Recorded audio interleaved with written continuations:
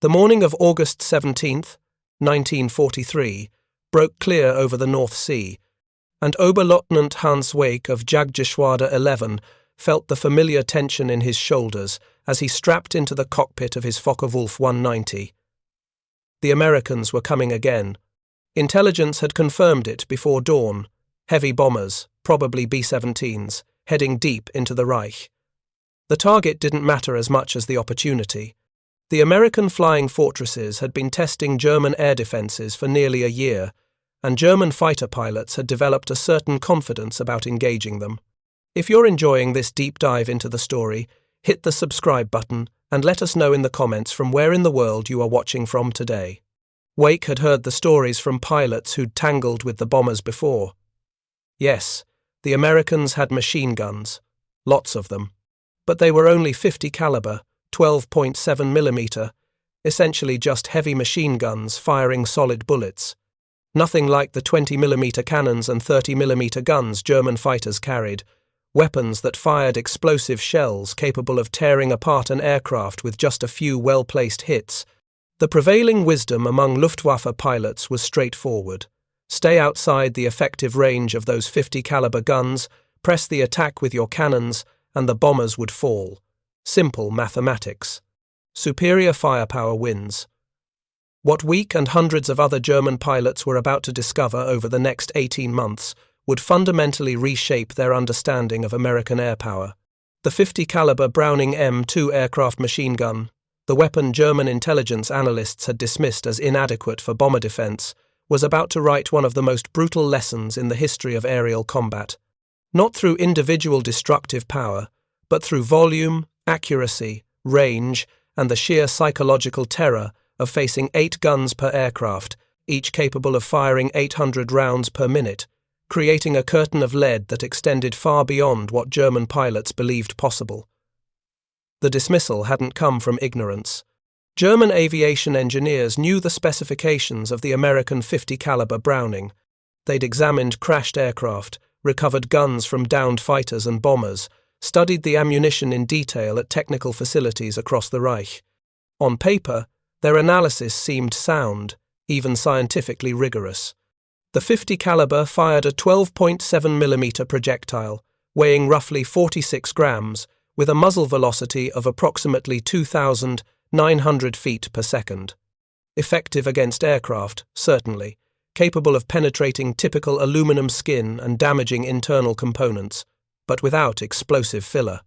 Each round had to physically strike and damage critical components or structures to bring down an aircraft.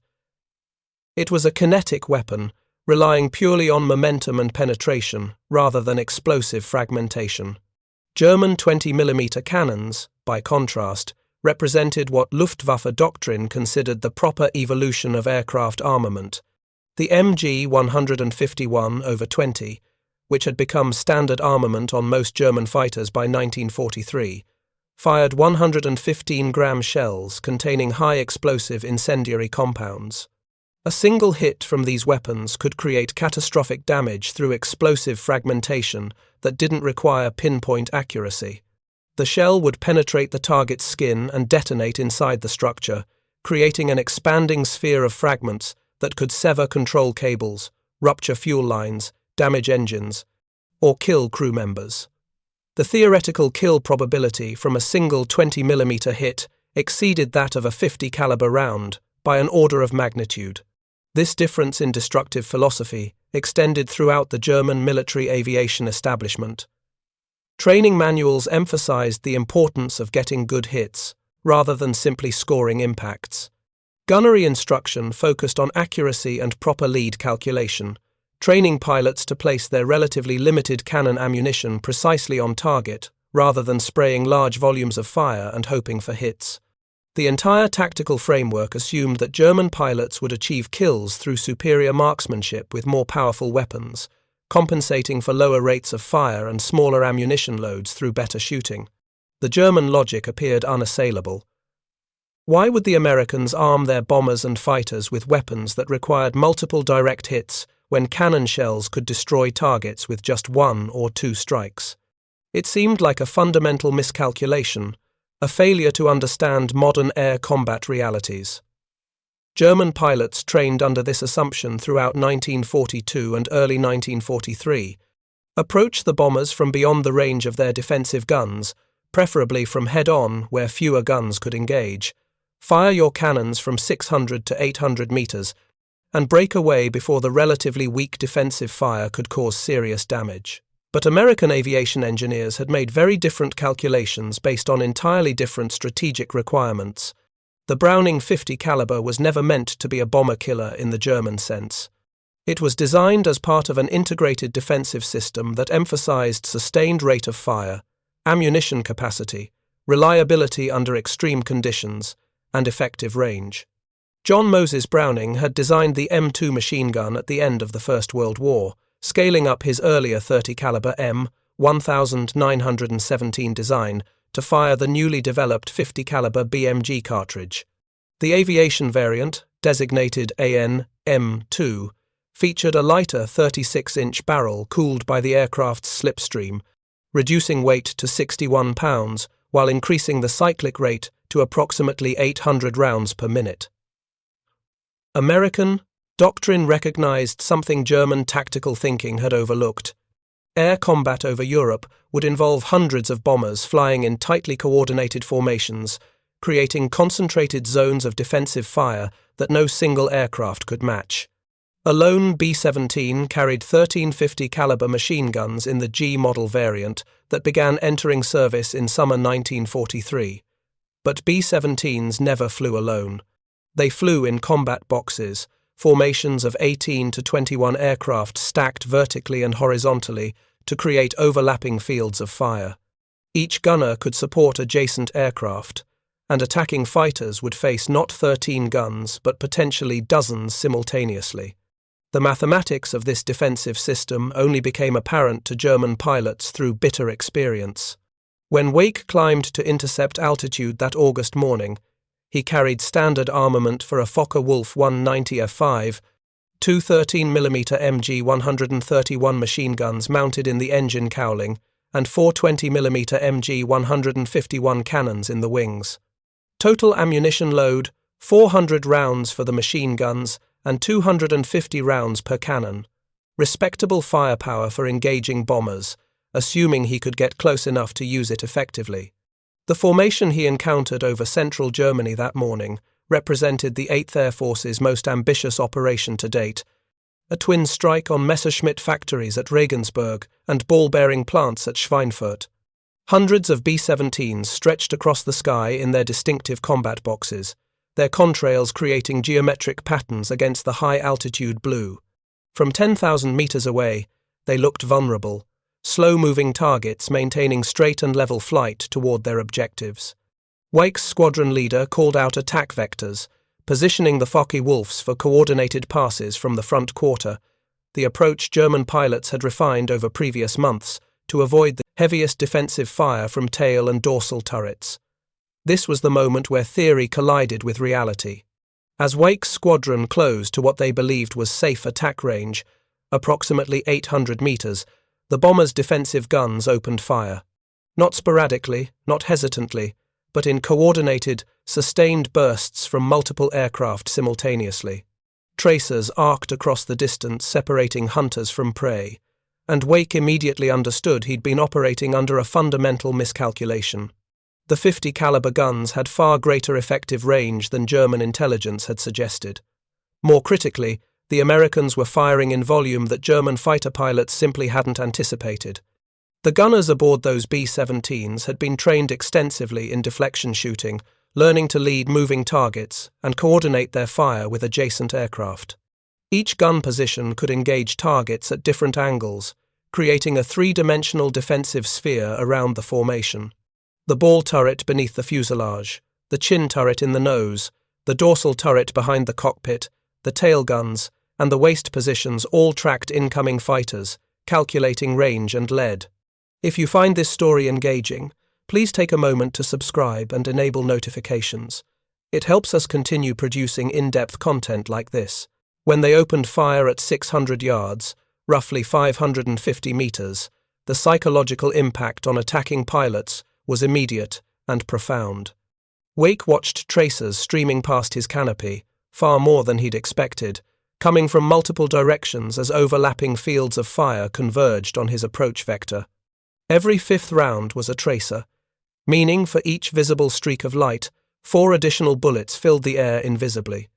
The stream looked like a solid wall of fire, and German pilots who'd previously felt confident closing to attack range suddenly faced a crucial decision. Continue pressing the attack through that curtain of lead, or break off early and attempt to engage from greater distance, where their cannon accuracy would suffer dramatically. The problem compounded when Weik realized the 50 caliber rounds weren't just numerous, they were effective. He saw strikes on a Messerschmitt 109 that had committed to its attack run, bright sparks where armor-piercing incendiary rounds impacted the fighter's wing and fuselage. The 109 didn't explode spectacularly like it would from a cannon hit. Instead, it started shedding pieces, small at first, then larger sections of wing skin and control surfaces. The pilot attempted to break away, but the aircraft's response was sluggish, damaged, and within seconds the fighter entered a spin it couldn't recover from. No dramatic explosion, just systematic destruction of the aircraft's structural integrity and control systems through accumulated damage. This was the lesson German pilots had failed to anticipate. Yes, 20mm cannons delivered more destructive power per hit. But hitting a maneuvering target at combat ranges with slow-firing cannons proved extraordinarily difficult. German fighters typically fired their 20mm MG 151 cannons at a rate of approximately 700 rounds per minute, but pilots had to account for significant bullet drop and travel time at ranges beyond 400 meters. The Americans' 50 caliber Brownings, by contrast, delivered flatter trajectories, higher muzzle velocities, and sustained fire that saturated target areas with hundreds of rounds. Even if individual bullets were less destructive, the probability of multiple hits increased exponentially with volume of fire. Weik pressed his attack, committing to the firing pass despite the defensive fire intensifying as range decreased. His gun sight settled on a B-17 in the low element of the formation, and he triggered his cannons at approximately 500 meters. The Focke-Wulf shuddered as the wing-mounted 20mm guns fired, and Weik saw his shells converge on the bomber's engine nacelle. Strikes registered, bright flashes, indicating impacts, but the bomber maintained formation, its engines continuing to run. He'd scored hits, but hadn't achieved critical damage. Now he had to break away, and the defensive guns tracked him throughout the disengagement. Something struck his aircraft with a metallic crack that reverberated through the fuselage. Then another impact. And another. The cockpit, filled with the smell of cordite and hydraulic fluid, warning lights illuminated across his instrument panel. Engine oil pressure dropping.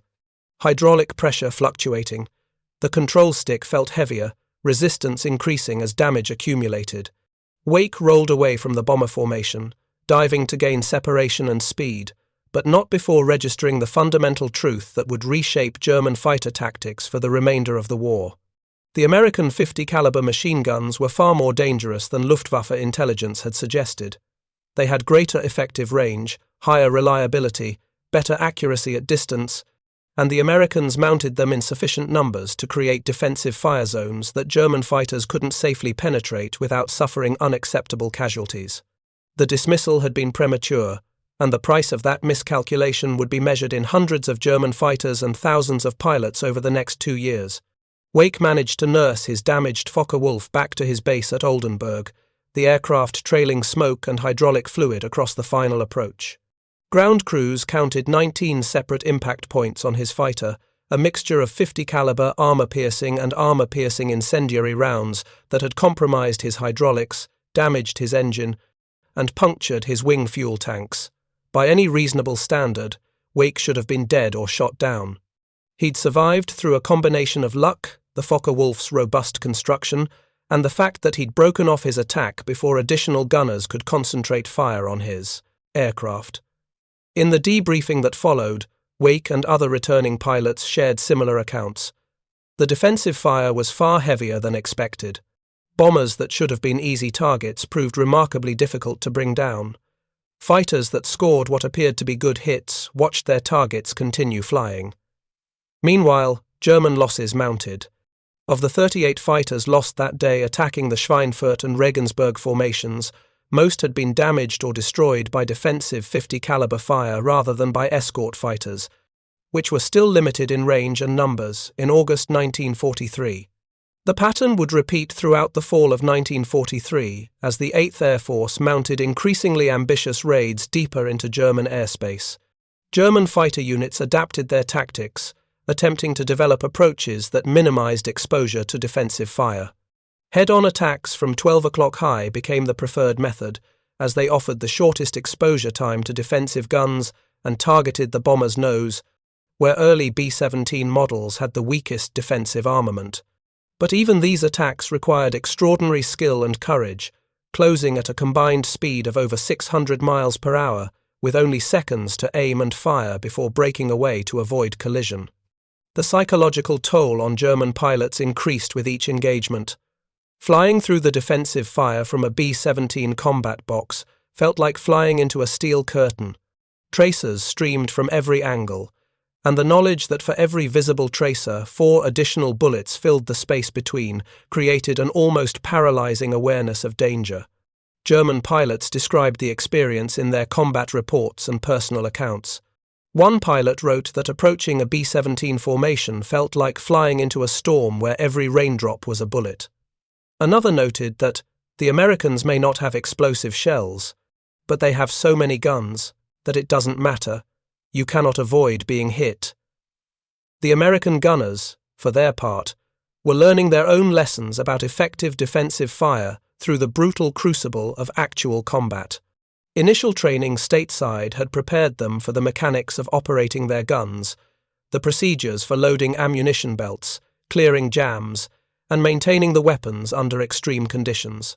But no amount of training could truly replicate the chaos and terror of actual combat at 25,000 feet over hostile territory. Gunners learned through experience that sustained, aimed fire at the maximum effective range was more valuable than waiting until fighters closed to point-blank range. This lesson often came at terrible cost, as early missions saw gunners holding fire until German fighters were dangerously close, hoping for better accuracy but allowing attackers to close unmolested. The evolution of gunner doctrine paralleled the overall learning curve of the 8th Air Force. By mid-1943, experienced gunners understood that engaging targets at 600 yards, even though individual rounds were less likely to hit, served multiple tactical purposes.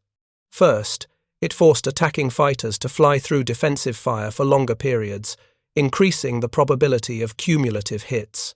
Second, the visible tracers created psychological pressure on German pilots, many of whom would break off attacks prematurely when faced with concentrated fire. Third, early engagement allowed gunners to refine their aim and adjust their lead before fighters reached lethal firing range for their cannons.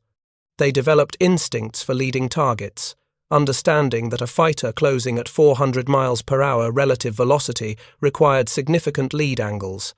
Gunners learned to recognize different aircraft types by their silhouettes and flight characteristics, understanding that a Focke-Wulf 190 attacked differently than a Messerschmitt 109, and that twin-engine Messerschmitt 110s required special attention as they often carried heavy armament specifically designed for bomber destruction. They learned to coordinate fire with adjacent gunners, calling out targets over the intercom and concentrating fire on the most dangerous threats. The ball turret gunner beneath the fuselage often had the best view of attacks from below and would direct other positions to targets they couldn't see. The tail gunner, isolated in his remote position at the aircraft's rear, became expert at judging when fighters were preparing to attack from behind and would warn the entire crew to brace for incoming fire. This coordination transformed individual B-17s from aircraft with guns into integrated weapons platforms where every position contributed to a collective defensive capability. The best bomber crews functioned like well-drilled teams, where gunners anticipated each other's needs, covered each other's blind spots, and maintained disciplined fire control, even under the most intense pressure. These crews had significantly higher survival rates than those where coordination broke down or where gunners fired independently without communicating with their colleagues. Technical analysis of combat footage and recovered aircraft provided both sides with hard data about the 50 caliber's effectiveness. German armament experts who examined shot-down B-17s noted the impressive distribution of defensive fire positions and the robust construction of the gun mounts. American intelligence officers who debriefed German prisoners of war began hearing consistent reports that the defensive 50 calibers were causing significant casualties and forcing tactical changes in how the Luftwaffe approached bomber formations. By October 1943, the reality was undeniable.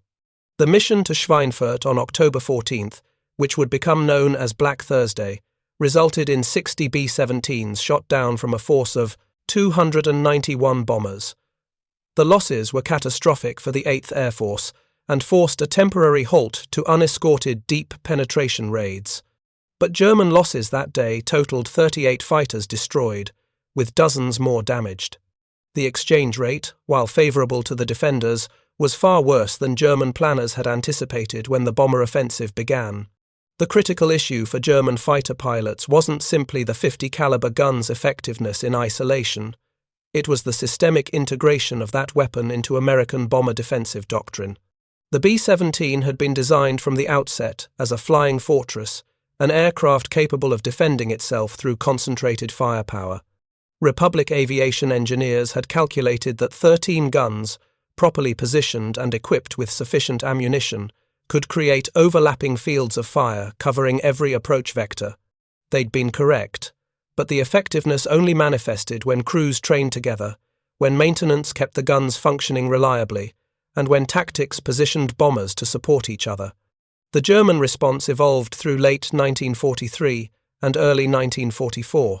Fighter units began mounting heavier cannon armament, including the devastating 30mm Mk108 cannon that could destroy a heavy bomber with just 3 or 4 hits. The theory was that superior firepower per hit would allow German fighters to engage from beyond the effective range of 50 caliber defensive fire. But the Mk108 had a slow muzzle velocity that created significant bullet drop at range, requiring extreme accuracy that few pilots could achieve consistently. Additionally, the cannon carried limited ammunition, typically only 60 rounds per gun, meaning pilots had perhaps 3 or 4 good firing opportunities before exhausting their primary armament. The tactical innovation that showed the most promise was the development of specialized anti-bomber tactics, including the formation of Sturmgruppen, assault groups of heavily armed and armored Focke-Wulf, 190s that would close to point-blank range, accepting the defensive fire as necessary to ensure destructive hits with their heavy cannons. These units achieved success, but at terrible cost. Closing to within 200 meters of a B-17 formation meant flying through the absolute maximum concentration of defensive fire, and Sturmgruppen pilots suffered casualty rates that bordered on unsustainable. They were the most courageous and most expendable pilots in the Luftwaffe, and their effectiveness depended entirely on their willingness to press attacks to ranges where survival became a matter of luck as much as skill. Meanwhile, the Americans were refining their own approach to maximizing the 50 caliber's effectiveness. Testing at Wright Field in Ohio and analysis of combat results revealed precise data about dispersion patterns and effective range for each gun position on a B-17. The ball turret, being the most stable platform, produced a bullet pattern with a diameter of only 15 feet at 600 yards. The upper turret managed 21 feet dispersion at the same range. Even the less stable waist gun positions, when firing through closed windows, achieved 26-foot dispersion patterns. This meant that a skilled gunner could consistently put rounds on target at ranges where German intelligence had assumed the 50 caliber would be ineffective. The ammunition itself proved to be another factor German analysts had underestimated. American 50 caliber ammunition came in 4 primary types, each serving specific tactical purposes. M2 ball rounds provided the basic kinetic impact. M8 armor-piercing incendiary rounds could penetrate armor plating and ignite fuel. M1 tracer rounds allowed gunners to observe their fire and adjust aim. M20 armor-piercing incendiary tracer rounds combined all these effects in a single cartridge. The standard ammunition load for B 17 defensive positions mixed these types, creating a devastating combination that could damage structures, penetrate armor, set fires, and provide visual feedback to the gunner all simultaneously. The spring of 1944 brought the critical turning point in the air war over Europe. Long-range escort fighters, particularly the P-51 Mustang with external drop tanks, began accompanying bomber formations all the way to targets deep inside Germany and back. This development, more than any tactical innovation on either side, fundamentally altered the strategic equation. German fighters now faced not only the defensive firepower of the bombers themselves, but also had to contend with escort fighters that could engage them throughout the entire mission profile. The P-51 Mustang carried 650 caliber Brownings in its wings, each gun loaded with approximately 400 rounds. When Mustang pilots engaged German interceptors attempting to attack bomber formations, they brought to bear a combined firepower of 4,800 rounds per minute. The flat trajectory and high muzzle velocity of the 50 caliber made the Mustang an extraordinarily effective fighter aircraft in the hands of a skilled pilot. German fighters that had been optimized for bomber interception, carrying heavy cannon armament and additional armor, found themselves outmatched by the lighter, faster, more maneuverable American fighters. The combination of improved bomber defensive fire and effective escort fighters created a kill box for German interceptors. If they attempted to attack bombers, they faced concentrated defensive fire from multiple aircraft. If they attempted to engage the escorts first, they encountered fighters optimized for air-to-air combat, with superior performance at most combat altitudes. If they attempted to avoid combat entirely, they failed in their primary mission of defending German airspace from strategic bombing. There was no good tactical solution, only variations of bad options that all resulted in unsustainable losses. By D-Day, June 6, 1944, the Luftwaffe had effectively lost air superiority over Western Europe. Allied air forces flew more than 14,000 sorties in support of the Normandy invasion, while the Luftwaffe managed only about 300. German pilots who'd begun the war with extensive training and combat experience had been systematically attrited through the grinding air battles of 1943 and 44. Replacement pilots received progressively less training as fuel shortages and time pressures reduced preparation standards.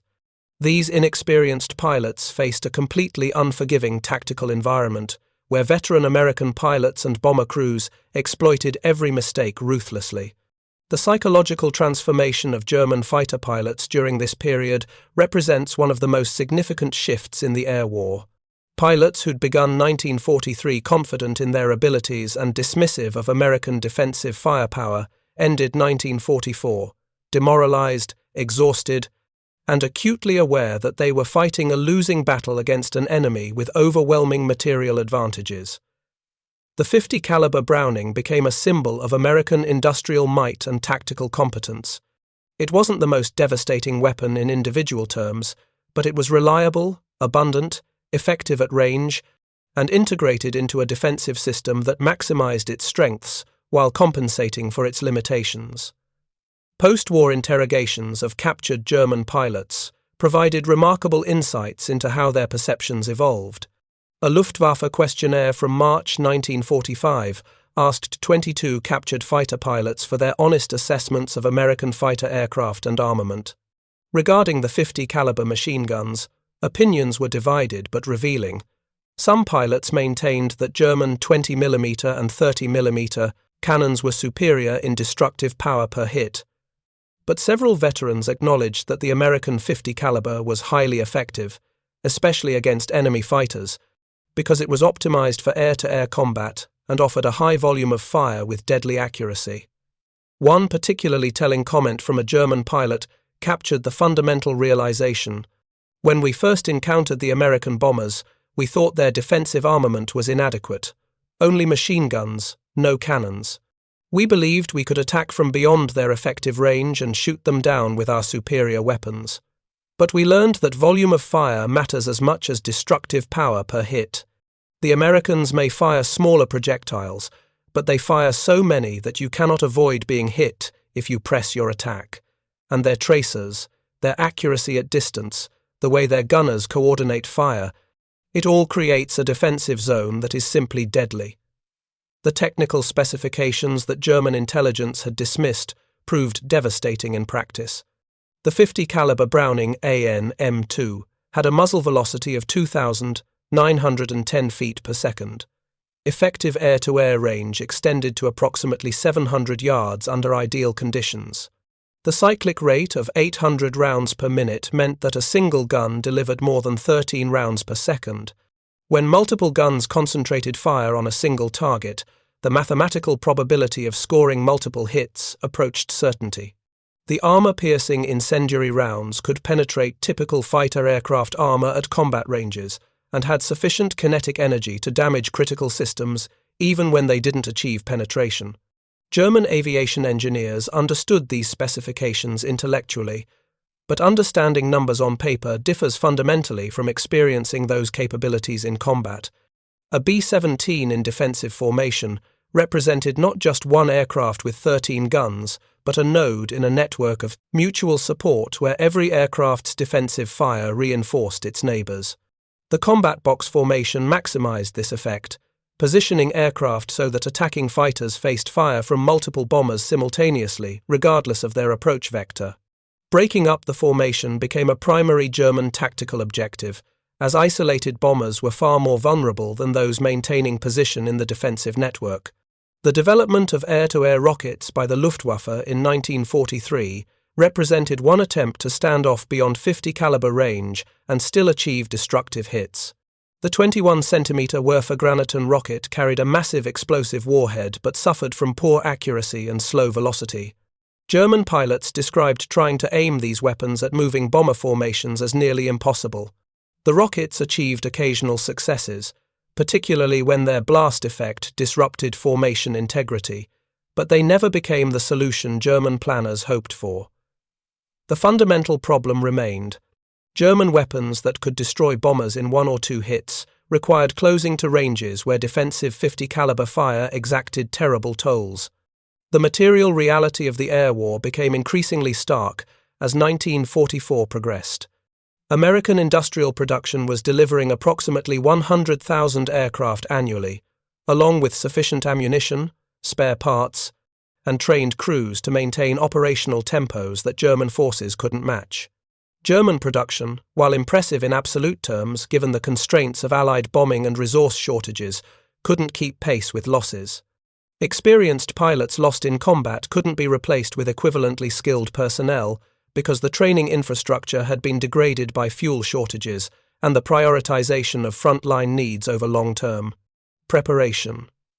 By late 1944, the average German fighter pilot had perhaps 30 to 40 hours of flight training before being committed to combat operations. His American counterpart typically had more than 200 hours of training, including extensive gunnery practice and formation flying. This disparity in preparation meant that the notional capabilities of German aircraft and weapons systems increasingly mattered less than the practical realities of who was flying them and under what circumstances. A superb aircraft with devastating armament, operated by an inadequately trained pilot, achieved little. Meanwhile, American crews with extensive training extracted maximum effectiveness from their platforms and weapons. The 50 caliber's impact extended beyond its direct combat effectiveness to reshape American aircraft design philosophy for decades. The lesson that smaller caliber weapons, with high rates of fire, large ammunition capacity, and reliable operation could be more effective than larger caliber guns, with limited ammunition influenced post-war fighter and bomber development. The US military would continue using the 50 caliber Browning in various iterations through Korea, Vietnam, and into the 21st century. The weapon's longevity testified to the soundness of John Browning's original design and the American tactical doctrine that emphasized sustained firepower over individual round destructiveness. For the German fighter pilots who survived the war, the 50 caliber Browning occupied a unique place in their memories of combat. It wasn't the most feared weapon in the sense of causing immediate catastrophic damage. That distinction belonged to the heavy flak batteries, or perhaps the rockets and heavy cannons of specialized anti-bomber units. But the 50 caliber was the most pervasive. the most constant threat that pilots faced every time they attempted to engage American aircraft. It was the background noise of combat, the continuous hazard that couldn't be avoided or dismissed. German pilots learned to respect it, to fear it, and ultimately to acknowledge that their initial dismissal had been a costly miscalculation. The broader strategic lesson extended beyond the specific weapon system to fundamental questions about military planning and the dangerous seduction of focusing on technical specifications while ignoring tactical implementation. German analysis had correctly identified that 20mm cannons delivered more destructive power per hit than 50 caliber machine guns. This fact was indisputable. But they'd failed to account for how those weapons would be employed, the tactical doctrine surrounding their use, the training of personnel, the industrial capacity to produce sufficient ammunition, and the systemic integration of defensive fire into a coherent strategy. The Americans had created a system where the 50 caliber's strengths were maximized and its weaknesses minimized through careful planning and relentless attention to the operational realities of long-range strategic bombing. Hans Weik survived the war, credited with 11 confirmed aerial victories before being shot down in January 1945 and spending the final months of the war as a prisoner. In post-war interviews, he spoke candidly about the evolution of his understanding. "We thought we knew better. We had the explosive cannons, the superior experience, the tactical doctrine developed through years of combat. But the Americans had something more valuable.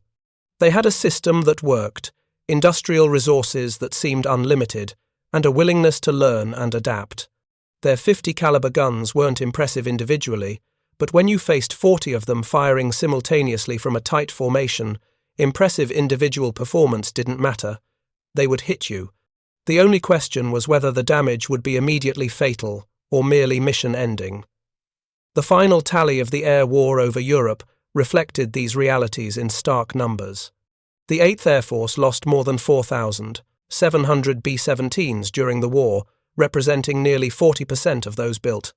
Casualties among bomber crews exceeded 26,000, killed in action with another 28,000 becoming prisoners of war. These losses were grievous, tragic, and represented the highest casualty rate of any American command in World War II. But the losses the Luftwaffe suffered defending against the bomber offensive were unsustainable. From mid-1943 through the war's end, German day fighter losses averaged more than 1,000 aircraft per month. Pilot losses exceeded production of trained replacements by increasingly wide margins. By early 1945, the Luftwaffe existed largely on paper, grounded by fuel shortages and the systematic destruction of the infrastructure required to wage air war. The 50 caliber Browning hadn't won the air war single-handedly. Victory resulted from the combined effect of escort fighters achieving air superiority, strategic bombing, degrading German industrial capacity, tactical improvements in formation, flying, and defensive coordination, and the overwhelming material advantages the Allied powers brought to bear. But within that larger context, the 50 caliber played its role superbly. It gave bomber crews a fighting chance against interceptors. It equipped escort fighters with reliable, effective armament. It proved mechanically reliable under conditions ranging from Arctic cold at altitude to tropical heat in the Pacific theater. And it forced German tactical planners to develop increasingly desperate and costly methods to counter American bomber formations. The story of German pilots dismissing the 50 caliber and then learning to fear, it captures something essential about how military effectiveness emerges not from specifications, but from integration. The best weapon on paper becomes meaningless if it cannot be produced in sufficient quantities, maintained under field conditions, supplied with adequate ammunition, and employed by properly trained personnel within a coherent tactical framework. The Americans had created all of these conditions for the 50 caliber. The Germans, despite their technical sophistication and tactical innovation, couldn't match that systemic approach with their own weapons and doctrine. When the war ended in May 1945, thousands of 50 caliber Brownings remained in service aboard bombers and fighters scattered across Europe and the Pacific. Many of those guns had fired hundreds of thousands of rounds during the war, and yet they still functioned reliably, testament to the robust engineering that John Browning had built into the design nearly 30 years earlier. The weapon that German intelligence had dismissed as inadequate for modern air combat had proven to be one of the most effective and enduring military weapons of the 20th century. Its effectiveness hadn't come from revolutionary technology or devastating destructive power, but from reliability, sustained firepower, and integration into tactical doctrine that maximized its strengths. The bomber crews who'd manned those guns, the fighter pilots who'd used them to clear the skies of German interceptors, and the German pilots who'd learned to respect them all, understood the fundamental truth that emerged from 4 years of bitter combat. In air warfare, as in most aspects of military conflict, effectiveness comes not from any single factor, but from the successful integration of technology, training, logistics, tactics, and industrial capacity. The .50 caliber Browning succeeded because it excelled in all these dimensions simultaneously, and the cost of dismissing it, the price paid in German fighters and pilots, became one of the clearest object lessons of the entire war. Thank you for watching. For more detailed historical breakdowns, check out the other videos on your screen now, and don't forget to subscribe.